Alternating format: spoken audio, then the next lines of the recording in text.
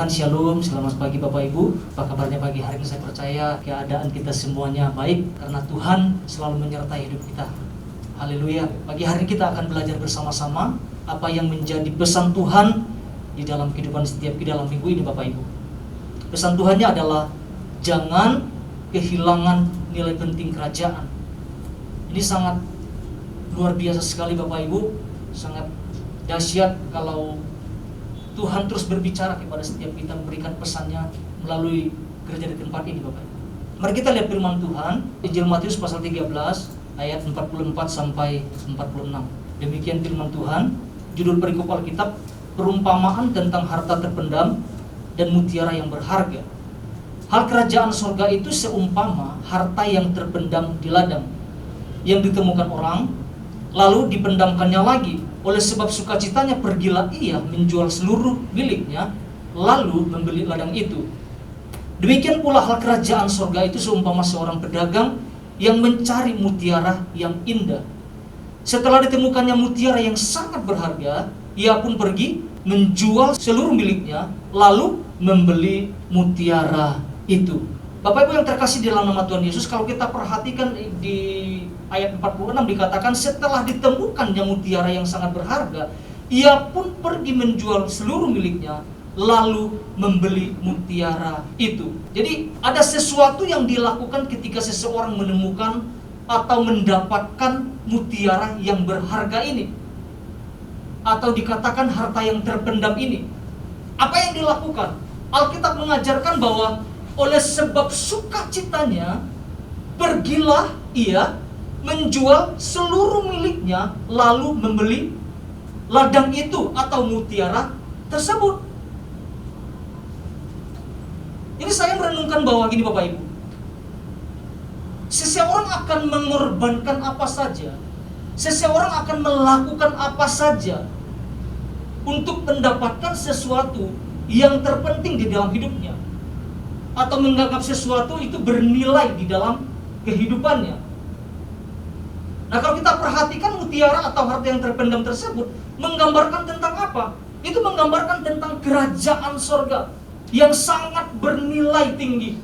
Nah, kita nanti memperhatikan tentang inti pesan Tuhan Bapak Ibu ya, supaya kita nanti dapat pesannya. Dikatakan seperti ini dalam inti pesan Tuhan, sebagaimana manusia pada umumnya tahu menghargai atau menilai sesuatu benda, baik melalui bentuk tampilan luar, kandungan bahan baku, maupun kualitas hasil pengerjaannya. Nah, begitupun kita orang percaya sepatutnya tahu menilai harta, tanda kutip ya, kerajaan surga yang Tuhan telah percayakan kepada kita, bahwa betapa tinggi nilai harta kerajaan surga tersebut sehingga tidak bisa dibandingkan dengan harta manapun yang ada di dunia. Ini begitu luar biasa Bapak Ibu. Bernilai tinggi karena Bapak sendiri yang menganugerahkannya kepada kita anak-anaknya. Bernilai tinggi karena memiliki nilai kekekalan.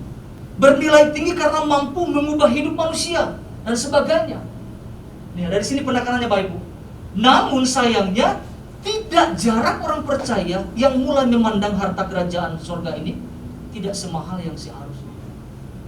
Ada lanjutannya dikatakan, prioritas terhadap hal-hal yang berkaitan dengan kerajaan surga jangan sampai tergantikan oleh sesuatu yang lain yang dianggap lebih penting. Jadi jangan sampai tergantikan oleh hal apapun Bapak Ibu, yang sesuatu menurut kita lebih bernilai daripada kerajaan surga ini. Ini sangat mengerikan di dalam kehidupan orang-orang percaya, ya kan? Tidak sedikit orang yang percaya mulai memandang harta kerajaan surga ini tidak semahal yang seharusnya. Pertanyaannya gini, mengapa pandangan tersebut bisa berubah Bapak Ibu? Atau sekonyong-konyongnya langsung berubah? Apa yang menyebabkannya sehingga nilai atau harta kerajaan surga menjadi sesuatu yang berbeda dan bahkan tidak semahal yang seharusnya? Nah, kita mau belajar tentang penyebab ini Bapak Ibu. Pasti ada yang menyebabkannya sehingga nilai, bahkan mungkin cara pandang, cara menilainya jadi berubah. Nah, kita belajar dua hal. Yang pertama adalah hilangnya persekutuan yang intim dengan Tuhan, atau hilangnya persekutuan yang intim dengan Bapa Surgawi. Saya merenungkan bahwa Salah satu penyebab seseorang salah menilai atau memandang harta kerajaan surga tidak semahal yang seharusnya, itu akibat menjauh dari Tuhan. Akibat menjauh, akibat undur, akibat tidak membangun persekutuan yang intim dengan Tuhan. Itu yang menyebabkan, karena kalau kita tahu persekutuan atau ibadah adalah sesuatu yang sangat penting di dalam kehidupan orang-orang percaya. Kenapa? Karena persekutuan membuat kita semakin mengenal Yesus, membuat kita mengenal pribadi Tuhan dengan benar, tidak samar Bapak Ibu, tidak abu-abu. Karena kalau saya memperhatikan, saya suka menyaksikan tentang di YouTube, Bapak, tayangan di YouTube, ada orang-orang percaya bilang mengenal Kristus, ya kan? Sekolahnya pun sekolah tinggi, ya Alkitab teologi seperti itu, tapi pengenalan akan Tuhannya dangkal, bisa meninggalkan Tuhan. Karena apa? Jauh dari persekutuan dengan Tuhan. Sekedar belajar saja, sekedar dapat gelar saja, tapi tidak ada persekutuan yang intim yang dibangun. Makanya jadi samar ketika melihat sesuatu, jadi samar, menilai sesuatu jadi samar, jadi abu-abu. Kita sulit menilai sesuatu, hal-hal yang bernilai tentang kerajaan, kalau kita jauh, kalau kita nggak mendekat sama Tuhan, kalau kita tidak membangun persekutuan atau ibadah bersama dengan Tuhan. Hari-hari ini Bapak Ibu tidak sedikit orang meninggalkan Tuhan, menjauhi pertemuan-pertemuan ibadah. Mungkin lebih enak, mungkin santai-santai saja, atau berdiam diri. Mungkin harus dipaksa-paksa, ayo ikut ibadah, ayo persekutu dengan Tuhan, ayo bangun keintiman dengan Tuhan. Mungkin sampai dipaksa-paksa Bapak Ibu. Nah, kita mau lihat firman Tuhan, Ibrani pasal 10 ayat 25.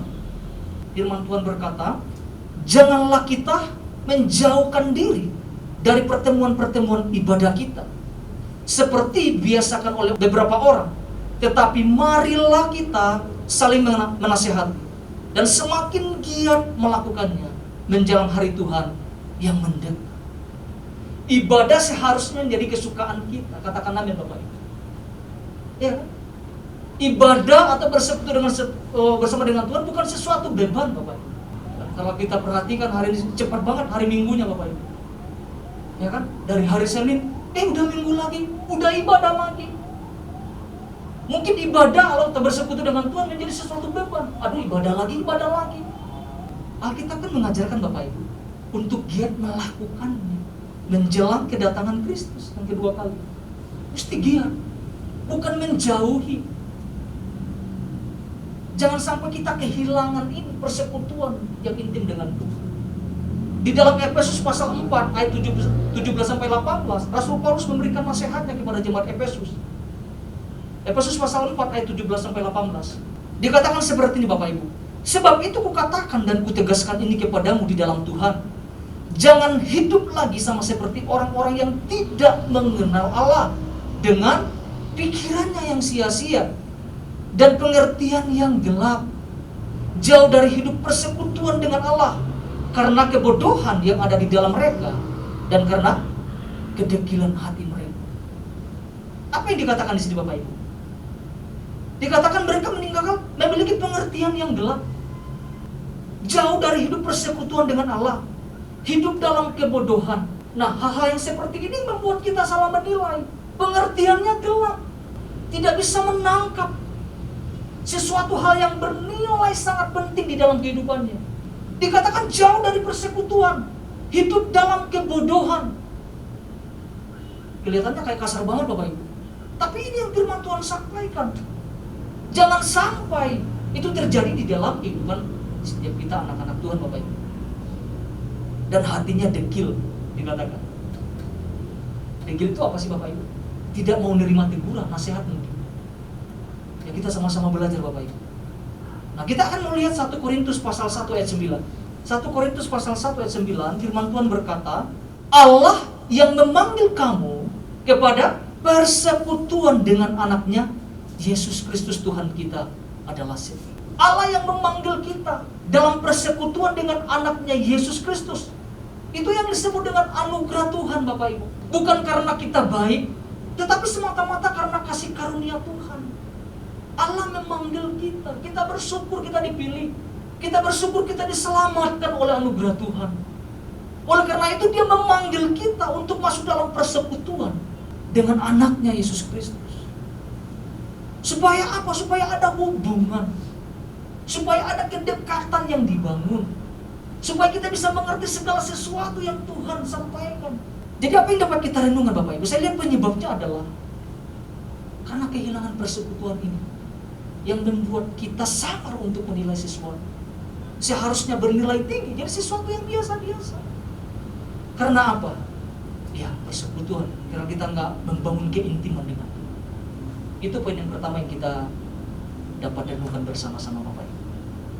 Yang kedua, penyebab yang kedua adalah hilangnya iman dan panggilan dalam hidup orang-orang percaya. Ini menurut saya sangat penting sekali Bapak Ibu. Panggilan iman ini itu tidak boleh hilang di dalam kehidupan setiap kita masing-masing. Kita harus tahu bahwa ada sebuah panggilan yang besar di dalam kehidupan setiap kita. Tuhan yang pilih kita. Tuhan pun yang memperlengkapi kita dengan kuasa-Nya. Mari kita lihat firman Tuhan, Ibrani pasal 10 ayat 34 sampai 35. Nanti kita akan lompat ayat Bapak Ibu 38 sampai 39. Nah, kita akan baca 34-35 dulu. Demikian firman Tuhan, memang kamu telah turut mengambil bagian dalam penderitaan orang-orang hukuman, dan seketika harta kamu dirampas, kamu menerima hal itu dengan sukacita. Sebab kamu tahu, ini saya suka kalimat ini Bapak Ibu. Sebab kamu tahu bahwa kamu memiliki harta yang lebih baik dan yang lebih menetap sifatnya. Nah, kita akan pelajari nanti ini Bapak Ibu, bahwa kamu memiliki harta yang lebih baik dan yang lebih menetap sifatnya. Artinya kekal Bapak Ibu.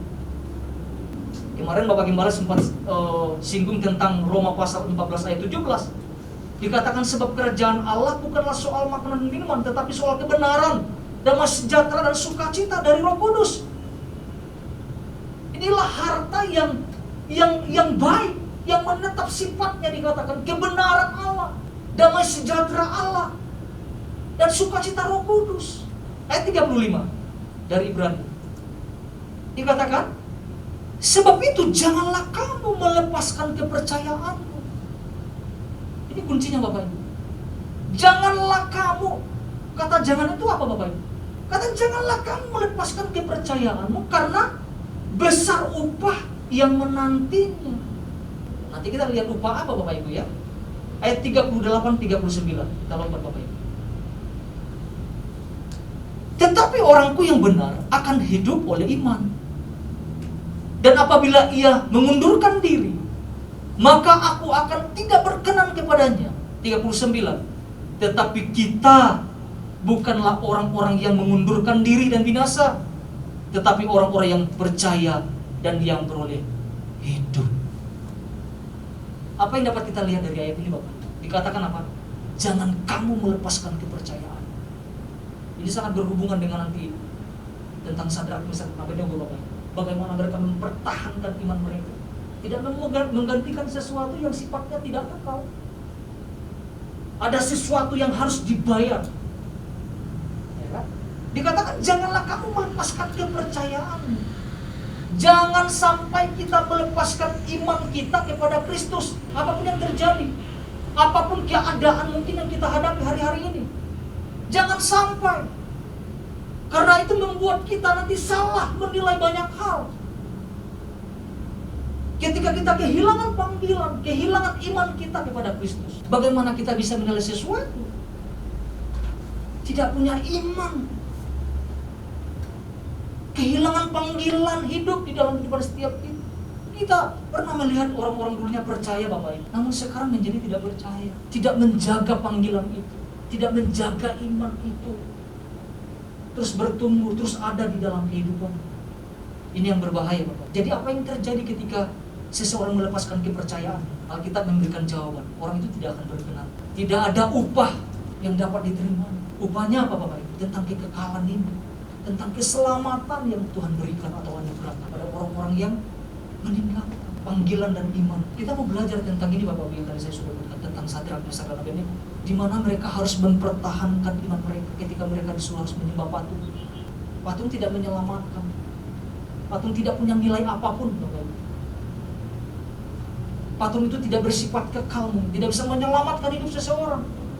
Makanya ketika saya merenungkan itu, mempelajari tentang kehidupan iman dari Sadrak Mesach dan Abednego, saya melihat bahwa iya ya, kalau orang ngerti tentang sesuatu harga, tentang sesuatu yang bernilai tinggi, apapun resiko yang dihadapinya, dia akan terima. Bayangkan dimasukkan ke dalam dapur perapian, itu tuh bukan soal yang gampang. Itu tidak gampang.